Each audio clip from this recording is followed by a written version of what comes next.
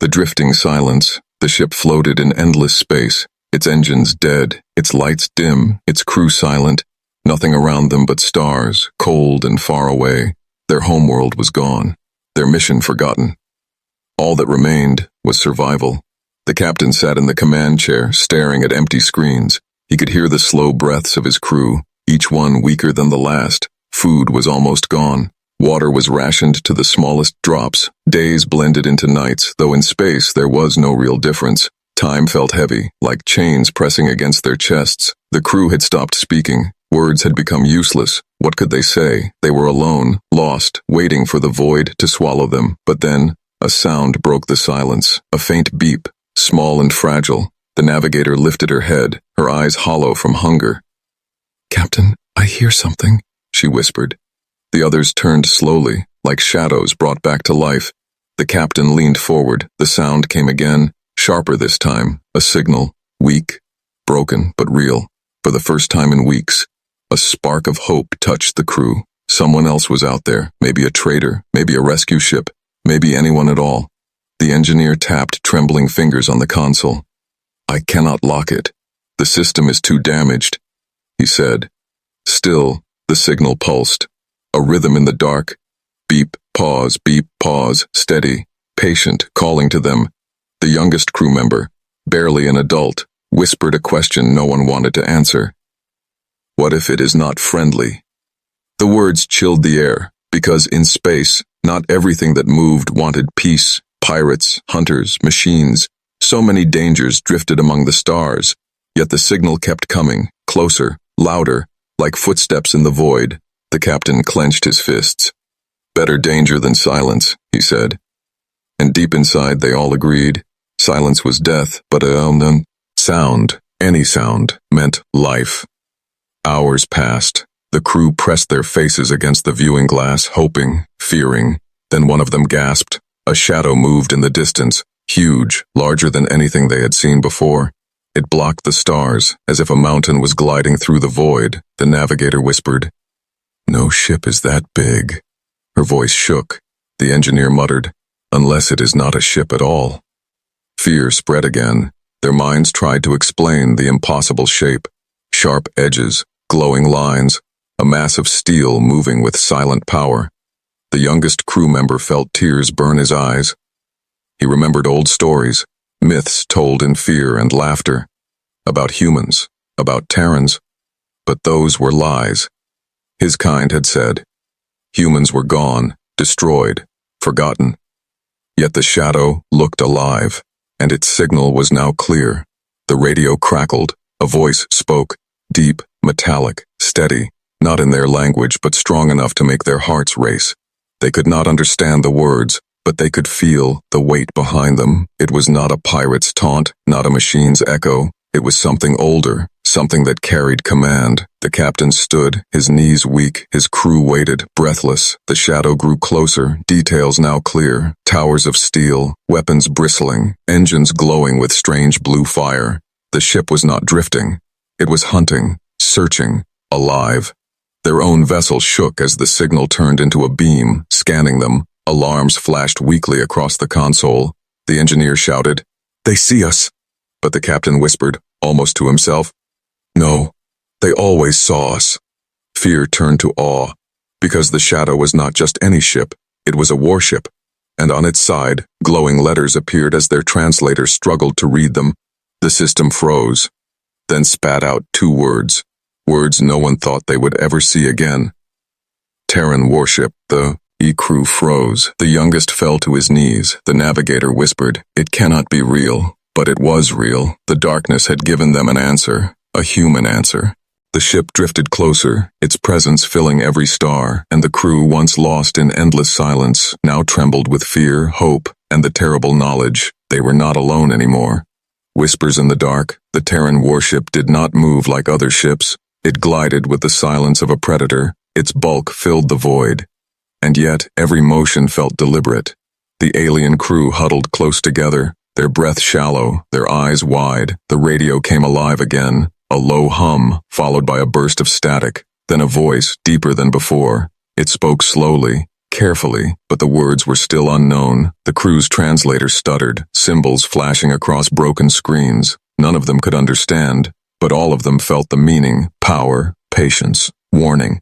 The youngest crew member whispered, "What do they want?" His voice cracked, thin against the humming silence. The navigator shook her head. "Maybe they do not want anything.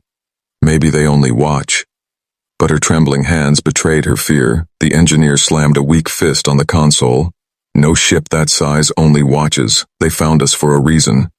The captain's eyes stayed on the shadow beyond the glass. His thoughts spiraled into memories of old council archives, records sealed away, whispers of wars fought long before his birth, wars where the Terrans were said to burn entire fleets in minutes, wars where they vanished after victory, leaving behind silence and terror. But those were only myths, weren't they? The crew wanted to believe so, yet the letters on the side of the giant ship were too clear. Terran warship. Suddenly, the voice on the radio shifted. The translator cracked, glitched, and then caught one phrase: "Identify yourselves." The words hit the crew like a blade. Their hearts raced because the humans were not only watching, they were demanding. The captain swallowed, his throat dry. He pressed the comm switch, his voice shaking. "We are explorers, lost, stranded," he said. His language spilled into the void. He had no idea if they understood. But silence followed, a silence heavier than any before. The youngest crew member leaned closer to the window, and for a moment, he thought he saw lights moving inside the warship, tiny flickers, like eyes staring back. Then the static returned, the voice again, slower this time, and the translator stammered another broken phrase. "You are far from home." The words were simple, but their weight crushed the crew. It felt less like observation, more like accusation. They were intruders here, trespassers, and the Terrans knew it. Fear spread among them like fire. The navigator whispered, "Maybe we should shut everything down, pretend we are dead," the engineer hissed. "And then what? Drift until we are bones?" They argued in whispers, their voices like ghosts in the air, but the captain silenced them with a single look. "Whatever happens, we face it awake," he said. Suddenly, another sound came through the ship, not from the radio, but from the walls, a low vibration, a hum that shook through every bolt and beam, as if the Terran warship was reaching out, touching them. Their lights flickered, their systems blinked alive for a moment. The ship felt less like metal and more like prey caught in a predator's gaze. The crew clung to their seats. The youngest covered his ears as whispers filled the cabin, soft, layered voices, not from outside but from inside their minds. Were the Terrans speaking directly to them, or was the void itself echoing human thought? No one could tell. The whispers were not clear, half-words, fragments, but they carried feelings: command, strength, sorrow. It was overwhelming. The navigator cried silently. The engineer shut his eyes. The captain clenched his fists, forcing himself to stay still. The warship loomed closer, details now terrifyingly clear. Armor scarred yet alive, lights pulsing like veins. It looked less like a machine and more like a beast wrapped in steel, and the whispers grew louder, until one phrase cut through the noise. "We remember." The crew froze. Remember? Remember what? The myths, the wars, the exile. Humans were not supposed to exist anymore. Yet here they were, claiming memory, claiming presence. The captain's voice broke the silence. If they remember, it means they never left. And in that moment, dread filled every soul on the ship, because the void was no longer empty. It was alive, and the Terrans had been waiting, watching, and whispering in the dark. The forgotten name. The whispers faded, but their echo remained in the minds of the crew. The youngest sat trembling, his lips moving without sound. He was not repeating the words he heard. He was remembering stories told by elders, tales dismissed as fear and fantasy. He spoke finally, his voice hollow. "My grandmother once said humans were not gone. She said they only hid," the navigator snapped. "Those are bedtime myths, stories to frighten children." But the way her hands shook betrayed her own memories. Everyone had heard some version of the tales, of Terrans who fought wars no one else could win, of Terrans who vanished into shadows, leaving only silence. The engineer growled. "My academy taught me the truth. Humans destroyed themselves. They were reckless, violent, unworthy of the stars. Yet his eyes stayed fixed on the looming warship. Deep down, he did not believe his own words, because no wreckage could drift for centuries and still burn with such power. The captain spoke at last, his voice low. Names die when no one speaks them, but theirs has lingered too long, too strong. This shadow is no myth. It carries the forgotten name. Terran. A sudden ping-ong. Ulse lit up their screens. The warship had sent another signal. The translator fought against it, garbled sounds twisting into fragments, words half-formed. Long silence. Not forgotten. Trespass. The youngest flinched. The word not forgotten rang in his head, as if the humans were answering his grandmother's ghost. Outside the window, the massive ship shifted, not drifting, not aimless, but purposeful. Its hull glowed faintly, symbols etched deep into steel, marks that were not decoration but scars of battles long past. They spoke a language older than councils, older than the fragile alliances of the galaxy. The navigator whispered, "What do they want from us?" Her voice cracked like glass. The captain stared at the display. "Not us," he said. "They want the truth." The crew did not understand, but the captain had pieced together fragments from history he was never meant to read. In secret archives, in forgotten corners of council libraries, there were mentions of a war too brutal to record, a war where Terrans stood alone against empires and still survived. Their punishment was exile, erasure, a name unspoken, yet erasing a name does not erase the people behind it. The whispers returned, softer now, almost mournful, like the voice of something ancient, remembering grief. Lost. Betrayed. Return. The words carried not just sound, but sorrow. It was not the cold anger of machines. It was the pain of something alive, something wronged. The youngest clutched his head. Tears ran down his face. They are not asking who we are. They are asking if we remember them. His words chilled the crew more than the whispers did, because they knew the truth. Their kind had chosen to forget. Their council had buried history. But history was never gone. It lived in shadows, and now the shadows had spoken. The engineer slammed the console, his voice desperate. "Why us? Why now? We are only a broken crew lost in space." The captain shook his head. "Because we drifted too close to their silence." His eyes narrowed. "And because someone had to see them first." Outside, the warship's lights flared, not as weapons, but as a message. Pulses timed like heartbeat, slow, steady, unending. The void itself seemed to breathe with them. The navigator whispered, "What if they take us?" The captain answered, "What if they guide us?"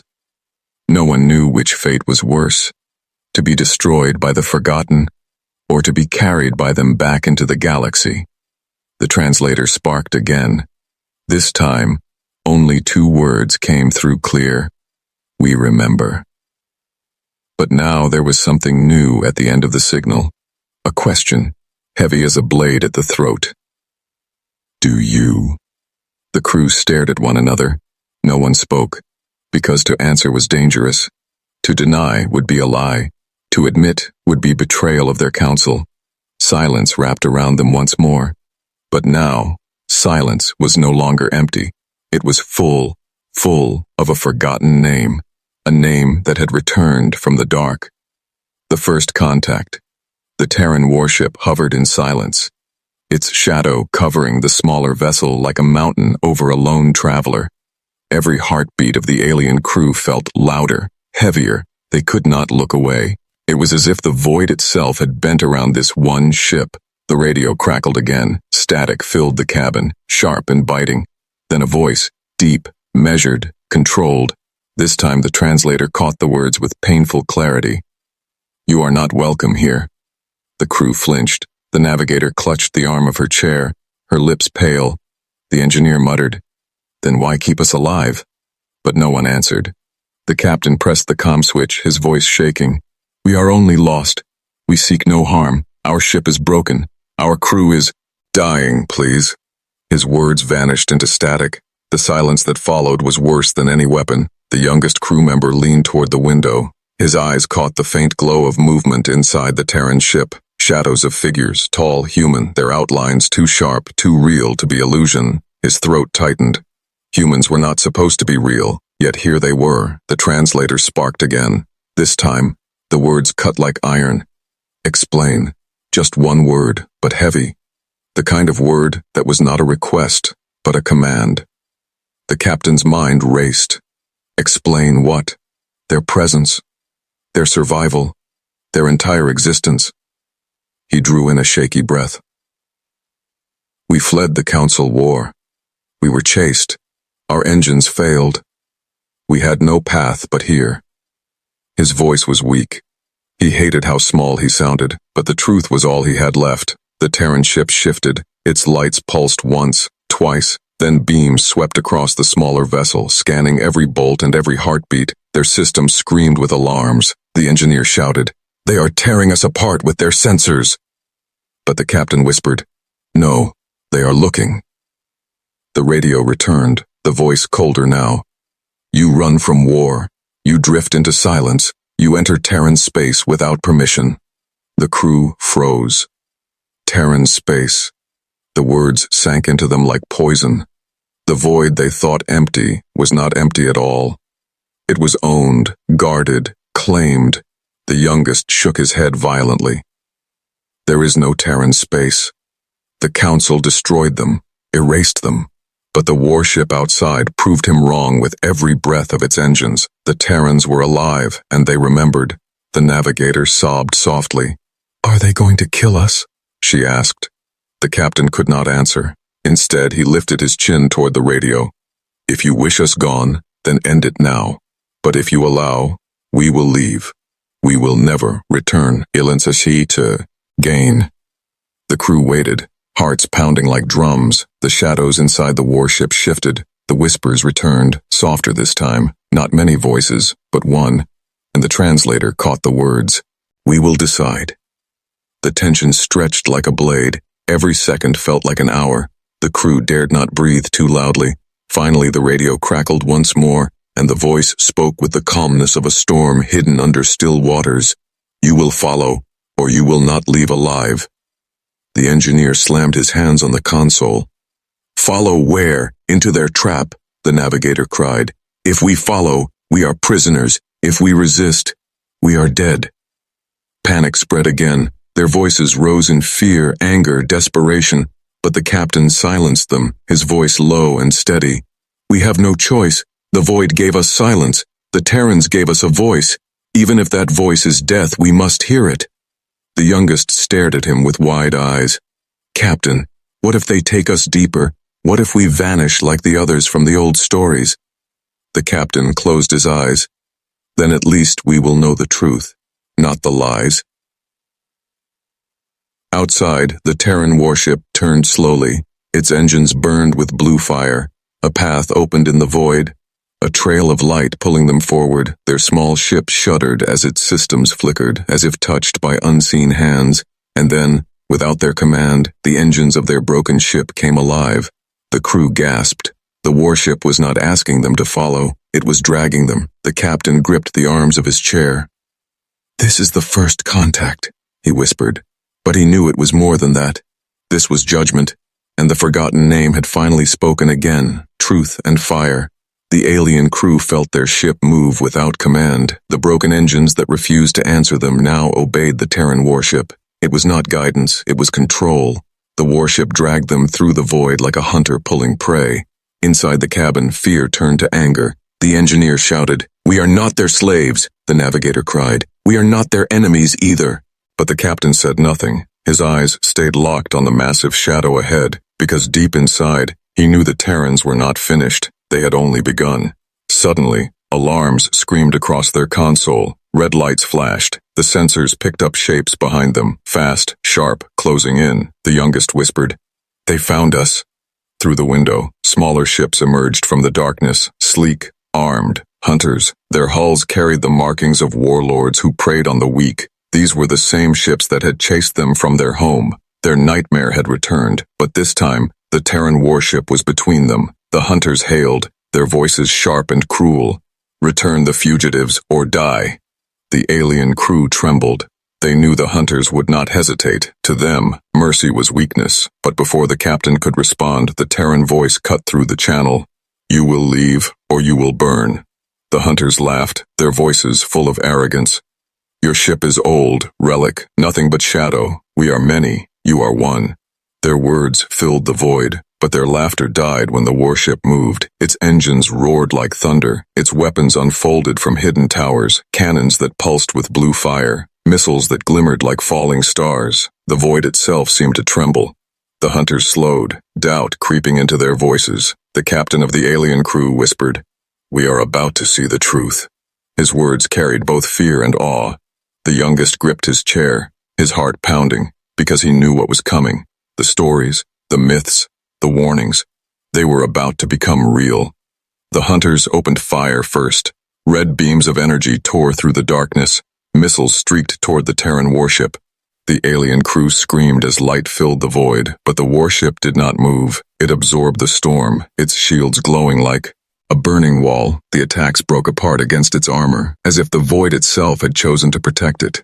Then the Terrans answered. With fire, blue cannons lit the stars, one shot, and the lead hunter ship shattered into dust, its pieces scattered like sparks from a dying flame. The hunters screamed through the radio, their voices no longer cruel, but desperate. Impossible. No ship holds that power. The warship moved again, fast, graceful, terrifying. Every strike was perfect. Every blast tore through enemy shields like paper. Ships that had once hunted the alien crew now exploded one by one, the void filled with fire and silence because no screams could last against Terran weapons. Inside the small ship, the crew could only watch. Their fear turned to awe, their anger to silence. The youngest covered his mouth with shaking hands. "They fight like gods," he whispered. The navigator muttered, "No, they fight like humans." In minutes, the battle was over. Wreckage drifted through the void. Burning, broken, lifeless. The Terran warship stood untouched, its lights still glowing, its weapons slowly folding back into silence. The alien crew sat frozen, their minds struggling to accept what they had seen. The hunters who once ruled over them were nothing now, dust and ashes. The engineer whispered, "This is why they were erased. This is why the council feared them." The captain lowered his head. "Truth," he said softly. "This is the truth the council buried." The radio sparked again. The Terran voice returned, calm, unshaken. "You are safe, for now." The words felt more like command than comfort. Then came another phrase, heavier than the last. "You will deliver a message." The crew leaned closer, hearts pounding. The translator crackled. The message unfolded slowly.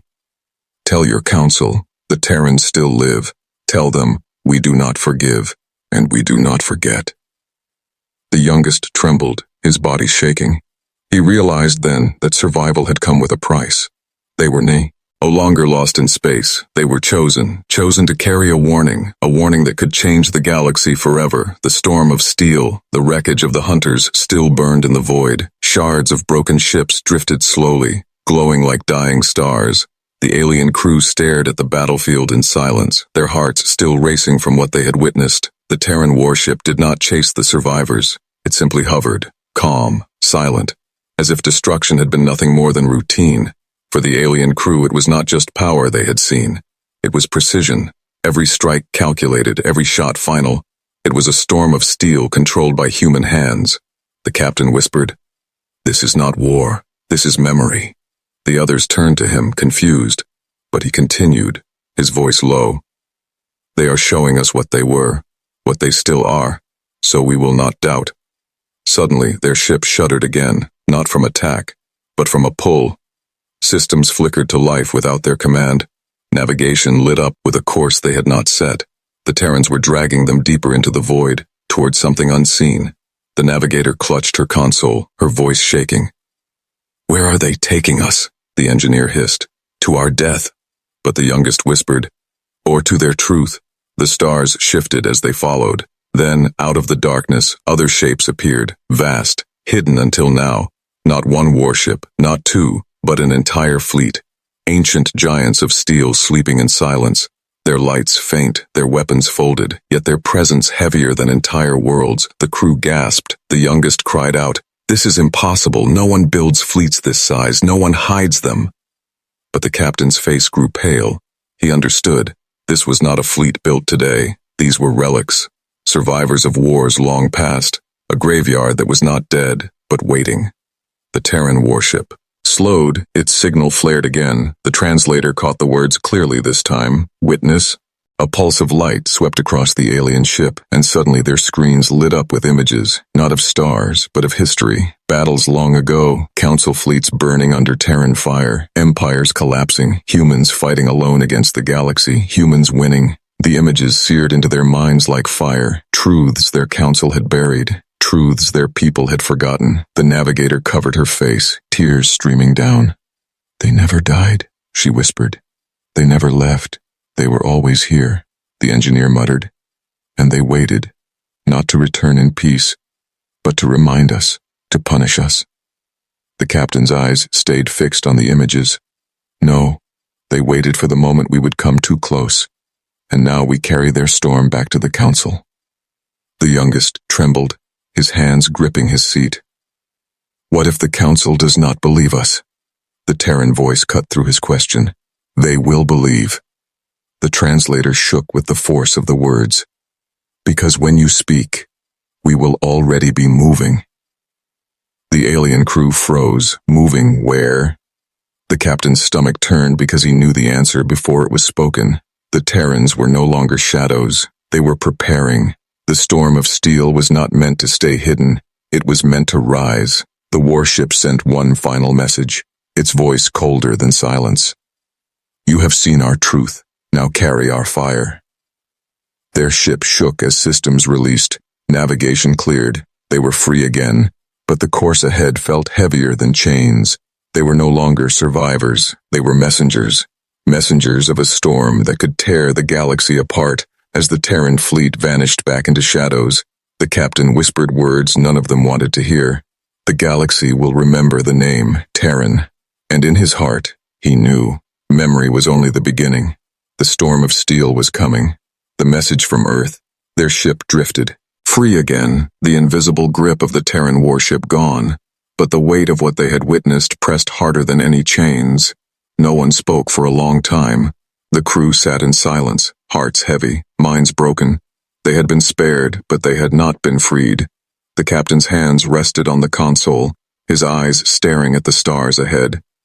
"We cannot return empty," he whispered. "We carry their words, their truth." The navigator shook her head, her face pale, her lips trembling. "If we tell the council, they will silence us. They will erase us," the engineer growled. "If we stay silent, we betray ourselves, and we betray what we saw." The youngest crew member lifted his head slowly, his voice cracked but steady. "They chose us, not the council, not the hunters, us. We cannot hide it." His words were simple, but they cut through the fear, because deep inside, everyone knew he was right. The radio was silent now. The Terran warship had vanished into the dark, as if it had never been there, but its presence lingered in their minds. Every breath reminded them of the storm of steel waiting in the shadows. They had not been given freedom. They had been given a mission. Their ship limped through space, systems still broken, fuel still low, but somehow the path cleared before them, as if unseen hands guided their return. Every light they passed felt like an eye watching. Every shadow felt like a whisper, reminding them of the words, "We do not forgive. We do not forget." Days passed in uneasy silence until the council beacons came into view, massive stations glowing bright against the void, symbols of authority, power, control. The alien crew stared at them with hollow eyes. For the first time, those beacons did not feel safe. They felt fragile, like glass waiting to shatter as they docked. Officials rushed to meet them. Questions filled the air. "Where have you been? Who attacked you? What did you see?" The captain stepped forward, his voice steady, though his heart shook. "We saw what the council buried. We saw the name you tried to erase." The room grew still. The officials exchanged uneasy glances. The captain continued, "They live, the Terrans live, and they have not forgiven."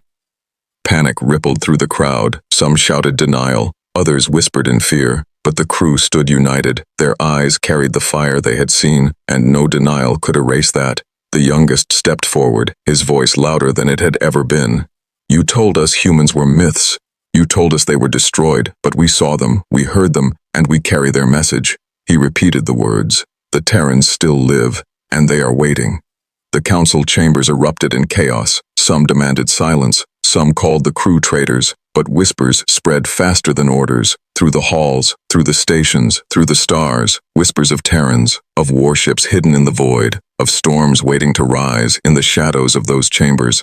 A few officials stayed silent, their faces pale, their eyes knowing. They had always suspected, they had always feared, and now the truth had returned, carried by the ones who had drifted too close. The alien crew was taken away, questioned, threatened, silenced, but it was too late. Their words had already escaped, their truth had already spread, and the galaxy could no longer unhear it. Far away in the endless dark, the Terran warship drifted again, silent, patient, its lights pulsing faintly like a heartbeat. It had not moved to strike yet because it did not need to. Fear was already its weapon. Memory was already its fire, and across countless worlds, whispers grew louder. Children repeated the name. Elders remembered old warnings. Soldiers looked to the stars with unease. "The Terrans have returned," they said. And though no one could see them, everyone could feel them. The storm of steel was awake, and the message from Earth had been delivered.